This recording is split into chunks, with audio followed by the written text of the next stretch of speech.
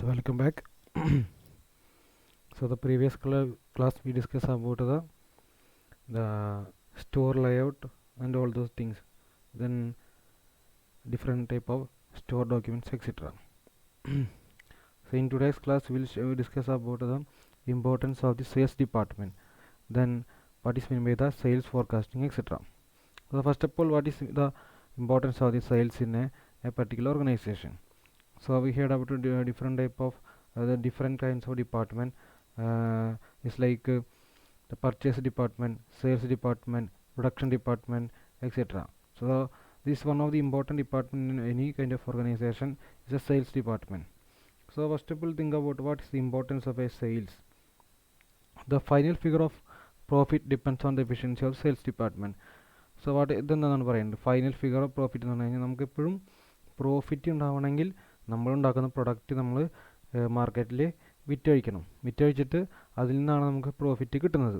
അപ്പോൾ നമുക്കിത് വിറ്റഴിക്കാൻ നമ്മളെ സഹായിക്കുന്ന ഡിപ്പാർട്ട്മെൻറ്റാണ് sales department. So it's maintaining close relationship with consumers. ഇവർ ഈ സെയിൽസ് ഡിപ്പാർട്ട്മെൻറ്റാണ് എപ്പോഴും കൺസ്യൂമേഴ്സായിട്ട് ഒരു ക്ലോസ് ആയിട്ട് റിലേഷൻഷിപ്പ് കീപ്പ് ചെയ്യുന്നത്. കാരണം അവരാണ് ഡയറക്റ്റായിട്ട് കസ്റ്റമേഴ്സായിട്ട് കോൺടാക്റ്റ് ഉണ്ടാവുക. പ്രൊഡക്റ്റ് സെയിൽ ചെയ്യാനും അങ്ങനത്തെ കാര്യങ്ങൾക്കും സർവീസിനൊക്കെ സഹായിക്കുന്നത് സെയിൽസ് ഡിപ്പാർട്ട്മെൻറ്റാണ്. So determine the production volume. പിന്നെ സെയിൽസിനെ ഡിപ്പെൻഡ് ചെയ്തിരിക്കും നമുക്ക് എത്രത്തോളം ഉണ്ടാക്കണമെന്ന് നമ്മൾ തീരുമാനിക്കേണ്ടത് സെയിൽസിനെ ഡിപ്പെൻഡ് ചെയ്തിട്ടാണ്. അപ്പോൾ നമ്മൾ എങ്ങനെയാണ് തീരുമാനിക്കേണ്ടത്? അപ്പോൾ നമ്മൾ കഴിഞ്ഞ 2-3 വർഷത്തെ സെയിൽസ് എടുത്ത് നോക്കുകയാണ്. അപ്പോൾ കഴിഞ്ഞ മുന്നത്തെ വർഷം 50, കഴിഞ്ഞ വർഷം ഒരു 55, അങ്ങനെയൊക്കെ കഴിഞ്ഞാൽ നമുക്ക് ഏകദേശം ഒരു 50-60 ഇടയിൽ സെയിൽസ് നമുക്ക് നടക്കുമെന്ന് അറിയാം. അപ്പോൾ അതനുസരിച്ച് നമുക്ക് പ്രൊഡക്ഷൻ വോളിയം നമുക്ക് തീരുമാനിക്കാം. അതിനനുസരിച്ചിട്ടുള്ള മെറ്റീരിയൽസ് നമുക്ക് മേടിക്കേണ്ടി വരും. റോ മെറ്റീരിയലൊക്കെ നമുക്ക് ഇമ്പോർട്ട് ചെയ്യുക അല്ലെങ്കിൽ അത് മേടിക്കേണ്ടി വരും. So basis of the sales budget, production budget and material budget. അപ്പോൾ അങ്ങനെയാണെങ്കിൽ സെയിൽസ് ബഡ്ജറ്റ് ഇത്ര നമുക്ക് വിൽക്കുന്നുള്ളൊരു ബഡ്ജറ്റ് നമുക്കുണ്ടാവുകയാണെങ്കിൽ പ്രൊഡക്ഷൻ ബഡ്ജറ്റും മെറ്റീരിയൽ ബഡ്ജറ്റൊക്കെ അതിനെ ബേസിലായിട്ടുണ്ടായിരിക്കുക. സെയിൽസ് ബഡ്ജറ്റ് എന്ന് പറയുന്നത് സെയിൽസ് ഫോർകാസ്റ്റിങ്ങിന് ശേഷമുള്ള ബഡ്ജറ്റാണ് സെയിൽസ് ബഡ്ജറ്റ് എന്ന് പറയുന്നത്. ഇപ്പോൾ നമ്മൾ സെയിൽസ് ഫോർകാസ്റ്റ് ചെയ്യുകയാണ്, ഇത്ര തന്നെ പ്രൊഡക്റ്റ് നമുക്ക് അടുത്ത കൊല്ലം വിൽക്കാൻ പറ്റും. അങ്ങനെയാണെങ്കിൽ അതിനനുസരിച്ചിട്ട് അവർ പ്രൊഡക്ഷൻ ബഡ്ജറ്റ് ഉണ്ടാക്കണം. അതനുസരിച്ച് മെറ്റീരിയൽ നമുക്ക് മേടിച്ച് കൂട്ടണം. അതാണ് ഞാൻ പറയുന്നത്. സെയിൽസ് ഡിപ്പാർട്ട്മെൻറ്റ് എന്ന് പറയുന്നത് വളരെ ഇമ്പോർട്ടൻ്റ് ആയിട്ടുള്ള ഡിപ്പാർട്ട്മെൻറ്റാണ്. അവരുടെ ഡ്യൂട്ടീസും വളരെ ഇമ്പോർട്ടൻ്റ് ആണ്. കാരണം സെയിൽസിനോട് ബന്ധപ്പെട്ടാണ് നമുക്ക് മറ്റുള്ള എല്ലാ കാര്യങ്ങളും പ്രോഫിറ്റും പിന്നെ നമ്മുടെ ബഡ്ജറ്റെല്ലാം പ്ലാൻ ചെയ്യണത് ഈ സെയിൽസിനോട് ബന്ധപ്പെട്ടാണ്. അപ്പോൾ ഇവിടെ ബേസിസ് ഓഫ് സെയിൽസ് ബഡ്ജറ്റ് എന്ന് പറയാൻ കാരണം നമുക്ക് എത്രത്തോളം അടുത്ത വർഷം അല്ലെങ്കിൽ ഈ വർഷം വിൽക്കാം എന്നുള്ളൊരു കണക്കനുസരിച്ചിട്ടാണ് നമ്മൾ മെറ്റീരിയൽസും അതുപോലെ തന്നെ മറ്റുള്ള റോ മെറ്റീരിയലെല്ലാം നമുക്ക് മേടിച്ച് കൂട്ടുന്നത്. Sales record selection deciding policy. പല സെയിൽസിന് നമ്മൾ റെക്കോർഡ് എടുക്കുകയാണ്. ഇപ്പോൾ ഒരു 5 വർഷത്തെ റെക്കോർഡ്. അങ്ങനെയാണെങ്കിൽ നമുക്കറിയാം അടുത്ത വർഷത്തിൽ ഈ മെറ്റീരിയൽസ് നമുക്ക് എത്ര ഇതിൻ്റെ ട്രെൻഡ് അനുസരിച്ചിട്ട് എത്ര എണ്ണം വിറ്റ് പോവാം. അപ്പോൾ അങ്ങനത്തെ ആയിട്ടുള്ള പല പോളിസികൾ തീരുമാനിക്കേണ്ടത് സെയിൽസ് റെക്കോർഡ് ബന്ധിട്ടാണ് അനുസരിച്ചാണ്. Decision on extending advertisement. നമുക്കറിയാം നമുക്ക് അഡ്വർടൈസ്മെൻറ്റ് ഇപ്പോൾ നമുക്ക് ഒഴിച്ചുകൂടാൻ പറ്റാത്തൊരു കാര്യമാണ്. നമ്മൾ പ്രൊഡക്റ്റ് മാർക്കറ്റിൽ ഇറക്കി കഴിഞ്ഞാലും കാർഡുകളിലേക്ക് കൂടുതൽ എത്തിക്കുന്നത് നമ്മൾ അഡ്വർടൈസ്മെൻറ്റ് വഴിയാണ്. സോ ഇതുപോലെ സെയിൽസിൻ്റെ ഡിപ്പെൻഡ് ചെയ്തിട്ടാണ് നമുക്ക് അഡ്വർടൈസ്മെൻറ്റും കാര്യങ്ങളെല്ലാം നമ്മൾ നടത്തുന്നത്. So accurate sales plan is required for further decision making. അപ്പോൾ ഒരു കറക്റ്റായിട്ട് ഒരു സെയിൽസ് പ്ലാൻ ഇല്ലെങ്കിൽ ഒരിക്കലും ഒരു കമ്പനിയിലേക്ക് ഫർദറായിട്ട് മൂവ് ചെയ്യാൻ പറ്റില്ല, അതുപോലെ ഫർദറായിട്ട് ഡിസിഷൻസും ഉണ്ടാക്കാൻ പറ്റില്ല. സോ ആക്യുറേറ്റ് സെയിൽസ് പ്ലാൻ എന്തായാലും ഒരു ഓർഗനൈസേഷൻ ഉണ്ടായിരിക്കണം. അത് മെയിനായിട്ട് പ്രിപ്പയർ ചെയ്യുന്നത് സെയിൽസ് ഡിപ്പാർട്ട്മെൻറ്റാണ്. എന്താണ് ആക്യുറേറ്റ് സെയിൽസ് പ്ലാൻ എന്ന് പറയുന്നത്? നമുക്ക് എത്ര വർഷം, അടുത്ത വർഷം അല്ലെങ്കിൽ ഈ വർഷം എത്ര എണ്ണം വിറ്റും, നമുക്ക് അടുത്ത വർഷം എത്ര വിൽക്കാൻ പറ്റും, അതിന് ശേഷം എത്ര നമുക്ക് വിൽക്കാൻ പറ്റും, അതിനൊക്കെ ഒരു പ്ലാൻ ചെയ്യുക. അതെങ്ങനെ തന്നെ നമുക്ക് അഡ്വർട്ടൈസ് ചെയ്യാം. നമ്മുടെ പ്രൊഡക്റ്റ് മാർക്കറ്റിൽ എങ്ങനെ ടോപ്പിലെത്താൻ പറ്റും, അല്ലെങ്കിൽ ഇപ്പോൾ നമുക്ക് സെയിം കോമ്പറ്റീറ്റീവ് ആയിട്ടുള്ള പ്രൊഡക്റ്റ് ഉണ്ടാകും, അതിന് നമുക്ക് എങ്ങനെ മുകളിലേക്ക് എത്താം, അല്ലെങ്കിൽ മറ്റുള്ള എല്ലാ കാര്യങ്ങളിലും ചിന്തിച്ചൊരു പ്ലാൻ ചെയ്യാനാണ് നമുക്ക് സെയിൽസ് പ്ലാൻ എന്ന് പറയുന്നത്. ഇതൊക്കെയാണ് ഒരു സെയിൽസ് ഡിപ്പാർട്ട്മെൻറ്റിൻ്റെ ഇമ്പോർട്ടൻസ് എന്ന് പറയുന്നത് ഒരു ഫാക്ടറി ഒരു ഓർഗനൈസേഷനിൽ. ഇനി എന്തൊക്കെയാണ് അതിൻ്റെ ഫങ്ഷൻസ്, സെയിൽസ് ഡിപ്പാർട്ട്മെൻറ്റിൻ്റെ ഫങ്ഷൻസ് എന്തൊക്കെയാണ്? അപ്പോൾ ഫസ്റ്റത്തെ ഫങ്ഷൻ എന്ന് പറഞ്ഞാൽ അനലൈസിങ് മാർക്കറ്റ്. അപ്പോൾ നമ്മുടെ പ്രൊഡക്റ്റ് മെയിനായിട്ട് നമ്മൾ സെയിൽ ചെയ്യുന്നത് മാർക്കറ്റിലായിരിക്കും. മാർക്കറ്റ് എന്ന് പറഞ്ഞു കഴിഞ്ഞാൽ നമുക്ക് തന്നെ നമ്മുടെ പ്രൊഡക്റ്റ് വിറ്റ് പോകുന്ന സ്ഥലം. നമ്മൾ ഒരു സ്ഥലത്ത് മാർക്കറ്റ് മാത്രമല്ല, നമുക്ക് എവിടേക്കാണ് പ്രൊഡക്റ്റ് വിറ്റ് പോകുന്നത് അതിനെല്ലാം നമ്മൾ മാർക്കറ്റ് എന്നാണ് പറയുക. Studying consumer buying behaviour and taste. നമ്മളെ കൺസ്യൂമർ നമുക്കെപ്പോഴും നമ്മുടെ എൻഡ് യൂസർ എന്ന് പറയുന്നത് കൺസ്യൂമറാണ്. നമ്മൾ പ്രൊഡക്റ്റ് ഉണ്ടാക്കി കഴിഞ്ഞാലും അത് ഉപയോഗിക്കുന്നത് കൺസ്യൂമർ ആയിരിക്കും. അപ്പോൾ അവരുടെ കൺസ്യൂമർ ബിഹേവിയർ എങ്ങനെയൊക്കെ വെച്ചിട്ടാണ് നമ്മൾ ഈ പ്രൊഡക്റ്റ് മേടിക്കുന്നത്, അല്ലെങ്കിൽ അവരുടെ ടേസ്റ്റ് എന്തൊക്കെയാണ് എന്നുണ്ടെങ്കിൽ അങ്ങനത്തെ പ്രൊഡക്റ്റാണ് അവർ ആഗ്രഹിക്കുന്നത്, അല്ലെങ്കിൽ എന്തൊക്കെ സ്പെക്ക് കണ്ടിട്ടാണ് ഒരു പ്രൊഡക്റ്റ് മേടിക്കുന്നത് നമുക്ക് സ്റ്റഡി ചെയ്യണം. പിന്നെ സ്റ്റഡി ഡിമാൻഡ് ലെവൽ പ്രൊഡക്റ്റ്. ഇപ്പോൾ ഓരോ പ്രൊഡക്റ്റിന് ഡിമാൻഡ്, ഇപ്പോൾ നമ്മൾ ഒരു പ്രൊഡക്റ്റ് ഉണ്ടാക്കുകയാണ്, അതിന് ഇപ്പോൾ വലിയ ഡിമാൻഡ് ഒന്നും ഇല്ലെങ്കിൽ നമ്മൾ കുറേ പ്രൊഡക്റ്റ് ഉണ്ടാക്കിയിട്ട് കാര്യമില്ല. അപ്പോൾ ഡിമാൻഡ് ലെവൽ അനുസരിച്ച് നമുക്ക് പ്രൊഡക്റ്റ് ഉണ്ടാക്കണം, അത്രയും വിൽക്കാൻ നമുക്ക് പറ്റുള്ളൂ. അപ്പോൾ അതൊക്കെ കണ്ടുപിടിക്കേണ്ടത് സെയിൽസ് ഡിപ്പാർട്ട്മെൻ്റ് ആണ്. ഈ ഡിമാൻഡ് ലെവലൊക്കെ കണ്ടുപിടിക്കേണ്ടത് അവരായിരിക്കും. പിന്നെ സെയിൽസ് സ്ട്രാറ്റജി, നമുക്ക് എങ്ങനെ ഒരു സെയിൽസ് സ്ട്രാറ്റജി ഉണ്ടാക്കിയിട്ട് നമ്മുടെ പ്രൊഡക്റ്റിന് മാർക്കറ്റ് മുന്നിലെത്തിക്കാം, അല്ലെങ്കിൽ പ്രൊഡക്റ്റിൻ്റെ സെയിൽസ് കൂട്ടാം. പിന്നെ സ്റ്റഡി മാർക്കറ്റ് ഫ്ലക്ച്വേഷൻസ്, മാർക്കറ്റിലുണ്ടാകുന്ന ഫ്ലക്ച്വേഷൻസ്. ചില സമയത്ത് നമ്മൾ മാർക്കറ്റിൻ്റെ നമ്മുടെ പ്രൊഡക്റ്റിൻ്റെ വിൽപ്പന കൂടുതലാവും, ചില സമയത്ത് ചിലപ്പോൾ കുറവായിരിക്കും. അത് ചിലപ്പോൾ സീസണിലായിരിക്കാം. നമുക്ക് ഇപ്പോൾ എ സി എന്ന് പറയുന്ന ഒരു പർട്ടിക്കുലർ പ്രൊഡക്റ്റ് എന്ന് പറഞ്ഞു കഴിഞ്ഞാൽ എപ്പോഴും വിറ്റ് പോവില്ല. നമുക്ക് സമ്മർ സീസണാണ് കൂടുതൽ വിറ്റ്. അപ്പോൾ ഫ്ലക്ച്വേഷൻസ് നമുക്കത് കാൽക്കുലേറ്റ് ചെയ്യാൻ പറ്റണം. പിന്നെ പ്രിപ്പയർ മാർക്കറ്റ് സെയിൽസ് ഫോർകാസ്റ്റ് എന്ന് പറഞ്ഞാൽ നേരത്തെ പോലെ സെയിൽസ് ഫോർകാസ്റ്റ് എന്ന് പറഞ്ഞാൽ എന്താണ്, നമുക്ക് ഈ വർഷം എത്ര വിറ്റ് പോയി, അടുത്ത വർഷം അതിൻ്റെ മുന്നത്തെ അതിന് ശേഷമുള്ള വർഷങ്ങളൊക്കെ എത്ര വിറ്റ് പോകാമെന്നുള്ള നമുക്ക് ഏകദേശം ഒരു ഫ്യൂച്ചറായിട്ടുള്ള കാര്യങ്ങൾ തീരുമാനിക്കുകയാണ് ഫോർകാസ്റ്റ് എന്ന് പറയുന്നത്. പിന്നെ മാർക്കറ്റിംഗ് പ്ലാൻ, നമുക്ക് പ്രൊഡക്റ്റ് മാർക്കറ്റ് ചെയ്യാൻ വേണ്ടിയിട്ട് അതിനെ സഹായിക്കുക, മാർക്കറ്റിംഗ് ഡിപ്പാർട്ട്മെൻറ്റിനെ നമുക്ക് സഹായിക്കാം. പിന്നെ sales budget according to market plan. പിന്നെ ഡിസൈഡ് ഡിസ്ട്രിബ്യൂഷൻ പോളിസി മെത്തേഡ്, നമുക്ക് എങ്ങനെ നമ്മുടെ പ്രൊഡക്റ്റ് ഡിസ്ട്രിബ്യൂട്ട് ചെയ്യാനുള്ള ഡിഫറെൻ്റ് ആയിട്ടുള്ള മെത്തേഡുകൾ. പിന്നെ അഡ്വർടൈസ്മെൻറ്റ്, പിന്നെ പേയ്മെൻറ്റ് കണ്ടീഷൻ, ഡിസ്കൗണ്ട്, നമുക്ക് എത്ര ഇതിൻ്റെ ഡിസ്കൗണ്ട് എത്ര കൊടുക്കാം, നമുക്ക് എത്ര പ്രൈസ് ഇതിന് വയ്ക്കാം. പിന്നെ sales reporting and statistical analysis. Sales reporting എന്ന് പറഞ്ഞു കഴിഞ്ഞാൽ നമുക്ക് ഓരോ വർഷം അല്ലെങ്കിൽ ഓരോ മാസം നമുക്ക് എത്ര റിപ്പോർട്ട് ചെയ്ത് അതനുസരിച്ച് നമുക്കൊരു സ്റ്റാറ്റിസ്റ്റിക്കൽ ഡാറ്റ ഉണ്ടാക്കാം. ഈ മാസം എത്ര വിറ്റ് പോയി, അടുത്ത മാസം നമുക്ക് അടുത്ത വർഷം ഓരോ മാസത്തെ നമുക്ക് കണ്ടുപിടിച്ചിട്ട് നമുക്ക് അടുത്ത വർഷം എങ്ങനെയിരിക്കാം നമുക്ക് ഒരുവിധം അനലൈസ് ചെയ്യാൻ പറ്റും. ആ ഡാറ്റ നമ്മൾ കളക്ട് ചെയ്യുക, അത് വെച്ചിട്ട് നമ്മൾ അനലൈസിസ് ചെയ്യാം. പിന്നെ ടെക്നിക്കൽ അഡ്വൈസ് ടു കസ്റ്റമേഴ്സ്, ഇപ്പോൾ കസ്റ്റമേഴ്സിൻ്റെ പ്രൊഡക്റ്റ് നമ്മൾ ഉപയോഗിക്കുമ്പോൾ അവർക്ക് ടെക്നിക്കലായിട്ടുള്ള അഡ്വൈസ് കൊടുക്കുക. പിന്നെ ന്യൂ മാർക്കറ്റ്, നമുക്ക് ഇല്ലാത്ത, ഇപ്പോൾ നമ്മളൊരു പർട്ടിക്കുലർ സ്ഥലത്ത് മാത്രമായിട്ട് നിൽക്കുകയാണെങ്കിൽ നമുക്ക് മാർക്കറ്റ് നമ്മൾ എക്സ്റ്റെൻഡ് ചെയ്യുക, അടുത്ത സ്ഥലത്തേക്ക് മാർക്കറ്റുകൾ കണ്ടുപിടിച്ചിട്ട് നമ്മൾ എക്സ്പ്ലോർ ചെയ്യുക.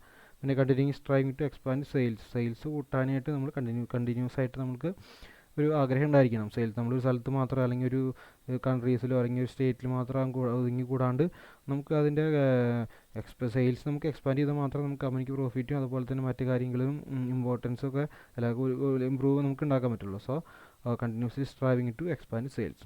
So these are about the functions of the sales department. First one, the importance, then this is the sales functions of the sales department.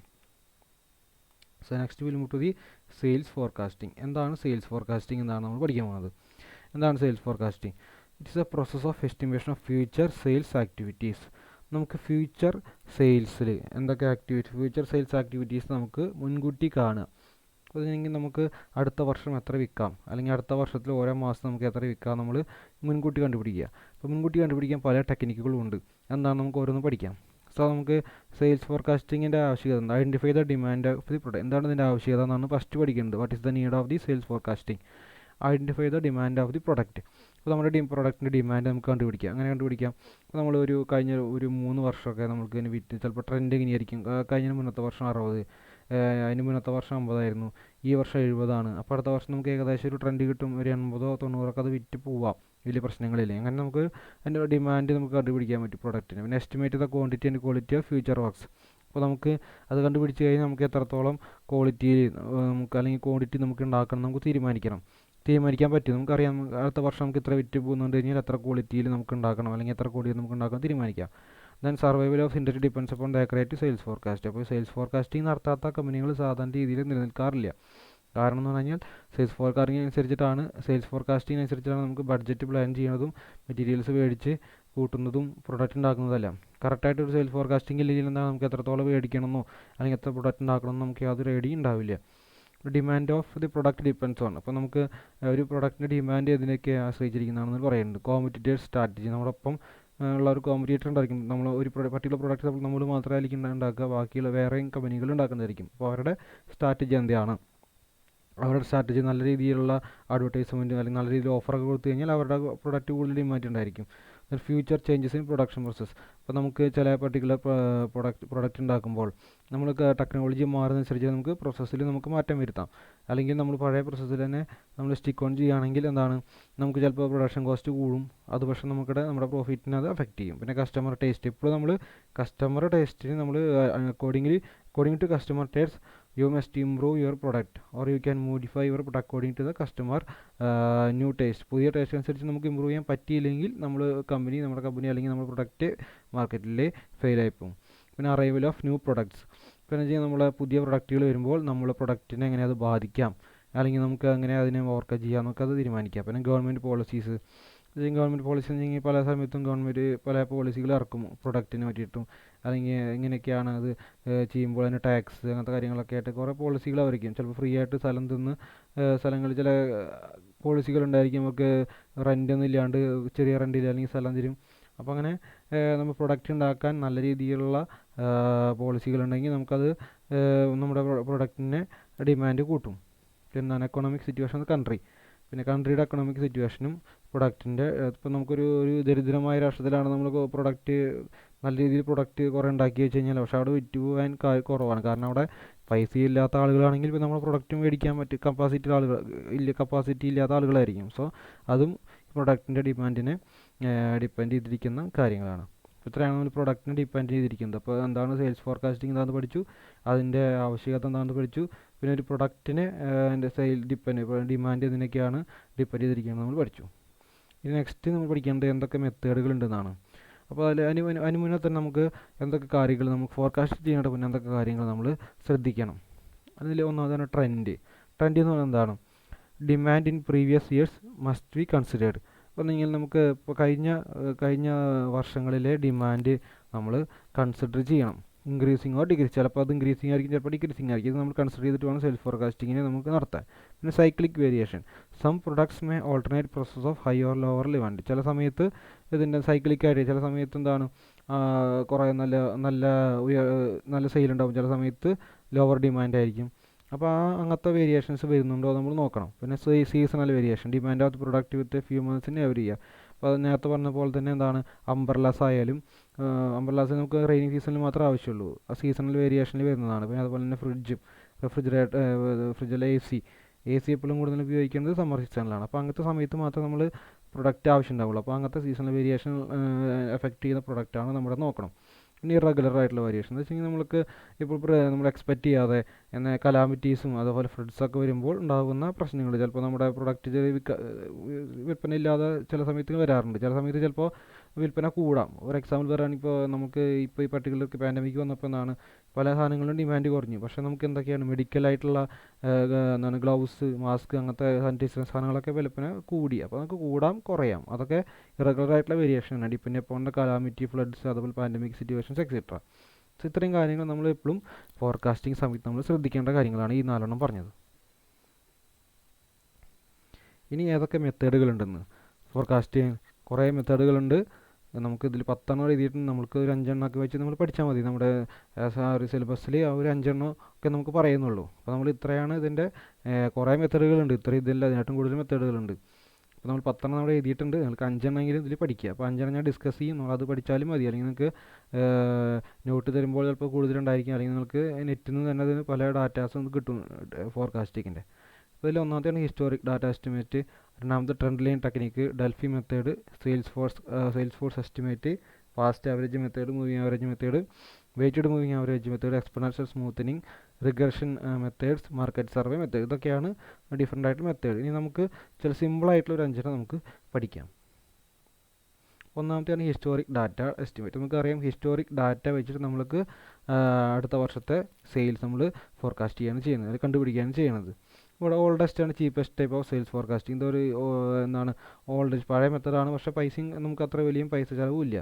Assume what happened in past will happen future also. നമുക്ക് past സംഭവിച്ചത് നമുക്ക് ഫ്യൂച്ചറിലും ഉണ്ടാവും നമ്മൾ assume ചെയ്യാണ്. For example, A company sold 1000 cars in a last year, expected to sell the same number in this year also. കഴിഞ്ഞ കൊല്ലം ഒരു 1000 car വിറ്റു, ഈ കൊല്ലം ഒരു 1000 കാർ വിൽക്കുന്നു നമ്മൾ എക്സ്പെക്ട് ചെയ്തിട്ട് നമ്മൾ പ്രൊഡക്റ്റ് ഉണ്ടാക്കുകയാണ് ചെയ്യുന്നത്. അല്ലെങ്കിൽ പ്രൊഡക്റ്റ് ഉണ്ടാക്കാൻ നമുക്ക് പ്രപ്പോസൽ കൊടുക്കുന്നു, അല്ലെങ്കിൽ അതിന് നമ്മൾ ഫോർകാസ്റ്റ് ചെയ്യുകയാണ് ചെയ്യുന്നത്.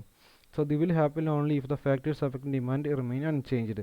അപ്പോൾ ഇത് സംഭവിക്കണമെങ്കിൽ എന്താണ്, നമ്മൾ നേരത്തെ കുറേ ഫാക്ടേഴ്സ് പറഞ്ഞു, അതിനെ എഫക്റ്റ് ചെയ്യുന്ന ഫാക്ടേഴ്സിന് വലിയ പ്രശ്നങ്ങളൊന്നും ഇല്ലാണ്ട് കഴിഞ്ഞ വർഷത്തെ അതേ ഫാക്ടർ തന്നെയാണ് ഇപ്പോഴെങ്കിൽ അതേ ഉണ്ടാവുള്ളൂ. അല്ലാതെ കഴിഞ്ഞ വർഷം നല്ല ഡിമാൻഡ് ഉണ്ടായി, പക്ഷേ ഈ പ്രാവശ്യം എന്തെങ്കിലും ഇറഗുലർ വേരിയേഷൻസ് ഉണ്ടായി, വല്ല കലാമിറ്റീസോ ഫ്ലഡോ അങ്ങനത്തെ ഉണ്ടായി കഴിഞ്ഞാൽ ചിലപ്പോൾ ആ പ്രൊഡക്റ്റിൻ്റെ ഡിമാൻഡ് കുറയാം. അപ്പോൾ അത് അങ്ങനത്തെ വേറെ ഫാക്ടേഴ്സൊന്നും അഫക്റ്റ് ചെയ്യണമെങ്കിൽ ഇത് നടക്കാം.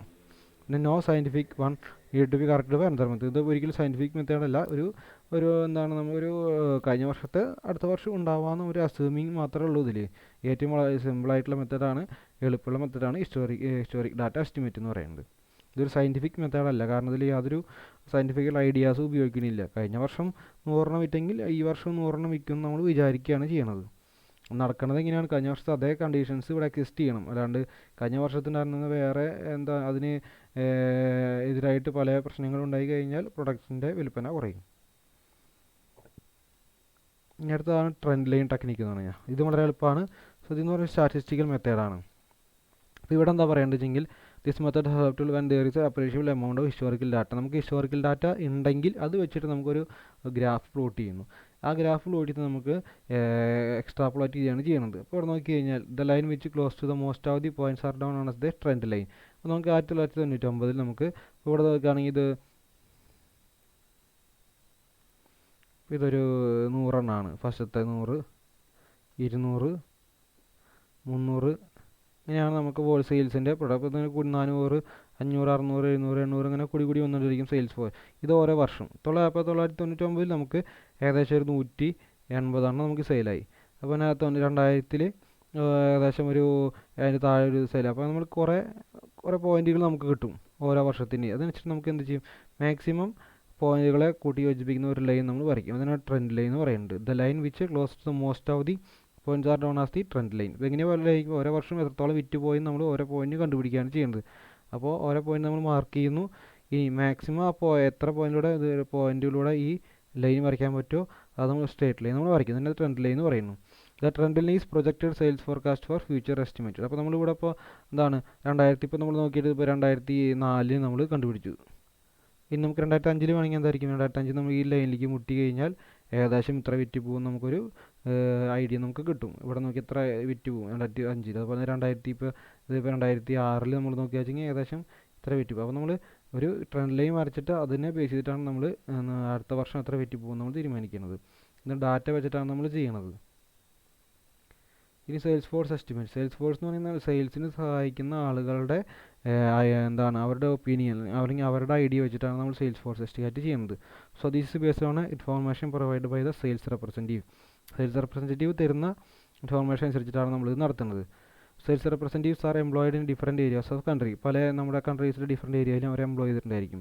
So these representatives gives estimate for future demand in certain period. അപ്പോൾ ഫ്യൂച്ചറായിട്ടുള്ള ഡിമാൻഡ് നമുക്ക് അവർക്കറിയാം, സെയിൽസ് റെപ്രസെൻറ്റേറ്റീവ്സിന് അറിയാം ഇപ്പോൾ ഈ സമയത്ത് ഇത്ര വിറ്റ് പോകുന്നുണ്ട്, അടുത്ത വർഷം ഏകദേശം ഇത്ര വിറ്റ് പോകാന്നുള്ള ഐഡിയ അവർക്ക് കിട്ടും. അപ്പോൾ അത് അവർ ഇത് ചെയ്യും, ആ മാനേജർക്ക് അവർക്ക് അയച്ചു കൊടുക്കും. മാനേജർ അത് അനലൈസ് ചെയ്തിട്ട് ഹയർ അതോറിറ്റീസിന് അത് റിപ്പോർട്ട് ചെയ്യാണ് ചെയ്യണത്. From this information manager send to report to company. അപ്പോൾ ആദ്യം ഈ സെയിൽസ് റെപ്രസെൻറ്റേറ്റീവ്സ് നമുക്ക് ഫ്യൂച്ചറിലായിട്ടുള്ള എത്ര വിറ്റ് പോകും അല്ലെങ്കിൽ വിറ്റ് പോകാൻ സാധ്യതയുള്ള ഒരു കണക്കിൻ്റെ റിപ്പോർട്ട് ഉണ്ടാക്കിയിട്ട് മാനേജർക്ക് കൊടുക്കുന്നു. ആ മാനേജർ അത് കമ്പനിക്ക് സമർപ്പിക്കുകയാണ് ചെയ്യുന്നത്. So this report analysed by company executives for formulating the forecast. ഈ റിപ്പോർട്ട് ഈ കമ്പനി പഠിച്ചിട്ട് എത്രത്തോളം പ്രൊഡക്റ്റ് നമുക്ക് ഉണ്ടാക്കണം അല്ലെങ്കിൽ എത്രത്തോളം നമുക്ക് പ്രൊഡക്റ്റ് വിറ്റ് പോകാമെന്നുള്ളൊരു ഇത് കണ്ടുപിടിച്ചിട്ട് അതിനനുസരിച്ചാണ് നമ്മൾ ബാക്കി എല്ലാ പരിപാടികൾ നമ്മൾ പ്രൊസീഡ് ചെയ്യുന്നത്. ഇനി പാസ്റ്റ് ആവറേജ് മെത്തേഡ്. ഇത് വളരെ എളുപ്പമാണ്. Forecast sales for next period is equal to average sales for previous period. ഇതെന്ന് പറഞ്ഞാൽ ഇത് ഫോർമുലയാണ് ഉപയോഗിക്കേണ്ടത്. അടുത്ത പീരീഡിലെ സെയിൽസ് എന്ന് പറഞ്ഞു കഴിഞ്ഞാൽ average sales for previous period, പഴയ പീരീഡിൻ്റെ ഒരു ആവറേജ് എടുക്കുക. അപ്പോൾ നോക്കുക വെച്ചെങ്കിൽ ഇവിടെ 2014 ഇതിൻ്റെ ആവറേജ് എത്രയാണ്, അതായിരിക്കും ഇതിൻ്റെ ആവറേജ് നമുക്ക് കിട്ടും. 2015 20, 40, 50 അതിൻ്റെ ആവറേജ് കണ്ടുപിടിക്കുക. 2016 അപ്പോൾ അങ്ങനെ ഓരോ വർഷത്തെയും ഇപ്പോൾ 2017 കിട്ടുകയാണെങ്കിൽ ഏകദേശം എന്താവും 2014, 2015, 2016 ആവറേജ് കണ്ടുപിടിച്ച് കഴിഞ്ഞാൽ 2017 ഏകദേശം ഒരു എത്ര വോളിയം നമുക്ക് സെയിൽസ് നടക്കും നമ്മൾ തീരുമാനിക്കുകയാണ് ചെയ്യുന്നത്. ഇതിൻ്റെ ഫോർകാസ്റ്റ് ഫോർ നെക്സ്റ്റ് പീരീഡ് തന്നെ ആവറേജ് സെയിൽസ് ഫോർ പഴയ പ്രീവിയസ് പീരീഡിലത്തെ ഒരു 3 എടുത്ത് അതിൻ്റെ ആവറേജ് കണ്ടുപിടിക്കുകയാണ് ചെയ്യുന്നത്. ഇത് വളരെ എളുപ്പമുള്ള മെത്തേഡാണ് past average method. Delphi method എന്ന് പറഞ്ഞു കഴിഞ്ഞാൽ നമ്മുടെ എക്സ്പേർട്ടുകളുടെ this method relies on key assumption that forecast from a group are generally more accurate than individual. നേരത്തെ സെയിൽസ് റെപ്രസെൻറ്റേറ്റീവ് എന്ന് പറയുന്നത് കുറച്ച് ആളുകൾ മാത്രമാണ്. ഇപ്പോൾ ഇവിടെ എന്ന് പറഞ്ഞു കഴിഞ്ഞാൽ ഒരു കൂട്ടം ആളുകൾ നമുക്ക് എക്സ്പേർട്ടുകൾ കുറേ പാനൽ ഓഫ് എക്സ്പേർട്സ് എന്നാണ് പറയുക. പാനൽ ഓഫ് എക്സ്പേർട്സ് അസംബിൾഡ് എന്നിട്ട് അവർക്ക് കുറേ ക്വസ്റ്റ്യനെയർ കൊടുക്കും. ആ ക്വസ്റ്റനെയർ ബേസ് ചെയ്തിട്ട് അവരുടെ കണ്ടീഷൻ അല്ലെങ്കിൽ എന്തൊക്കെയാണ് സെയിൽസ് പോയി നടക്കും അല്ലെങ്കിൽ അങ്ങനത്തെ കാര്യങ്ങൾ പറ്റി അവർ ആ ക്വസ്റ്റനെയർ നമുക്ക് അതിനനുസരിച്ച് ക്വസ്റ്റനെയർ കൊടുക്കേണ്ടായിരിക്കുക.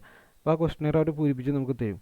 അപ്പോൾ അവർ ഓരോന്നിനും ഇത്ര ഡിമാൻഡ് ഉണ്ടാവുമെന്ന് പറയുന്നത് കറക്റ്റായിട്ട് ജസ്റ്റിഫിക്കേഷൻ അവർ കൊടുത്തിട്ടുണ്ടായിരിക്കും. എന്തുകൊണ്ടാണ് അടുത്ത വർഷം ഇത്ര സെയിൽ ഉണ്ടാവണമെന്ന് അവർ വ്യക്തമായി പറഞ്ഞായിരിക്കും. ഈ സജഷൻസ് വെച്ചിട്ട് നമുക്ക് ഫൈനൽ ഫോർകാസ്റ്റ് നമ്മൾ തയ്യാറാക്കുകയാണ് ചെയ്യുന്നത് ഒരു എക്സ്പേർട്ട് വെച്ചിട്ട്. അപ്പോൾ നമുക്ക് കുറേ എക്സ്പേർട്ടുകൾ നമ്മളൊരു പാനലിൽ കൊണ്ടുവരുന്നു, അവർക്ക് ക്വസ്റ്റനെയർ കൊടുക്കുന്നു. അപ്പോൾ അവർ പറയും ഇപ്പോൾ അടുത്ത വർഷം 15 വിറ്റ് പോകാം. അപ്പോൾ എന്തുകൊണ്ടാണെന്ന് കാരണം കൂടി അവർ എഴുതിയിട്ടുണ്ടായിരിക്കും. ആ കാരണം വെച്ചിട്ട് നമ്മളൊരു അനാലിസിസ് നടത്തിയിട്ട് നമുക്ക് അടുത്ത വർഷം എത്രത്തോളം പ്രൊഡക്റ്റ് വിറ്റ് പോകുന്നുള്ളൊരു തീരുമാനം നമുക്ക് എടുക്കുകയാണ് ചെയ്യുന്നത്. അപ്പോൾ ഇത്രയാണ് നമ്മൾ സെയിൽസ് ഡിപ്പാർട്ട്മെൻറ്റിൻ്റെ ഫംഗ്ഷൻ പിന്നെ സെയിൽസ് ഫോർകാസ്റ്റിംഗ് എന്ന് പറയുന്നത്. അപ്പോൾ നമുക്ക് അടുത്ത ക്ലാസ്സിൽ സ്റ്റോർ പർച്ചേസ് ഡിപ്പാർട്ട്മെൻറ്റിൻ്റെ കുറച്ച് കാര്യങ്ങളായിട്ട് നമുക്ക് അടുത്ത ക്ലാസ്സിൽ കാണാം. അപ്പോൾ ഓക്കെ, താങ്ക് യു.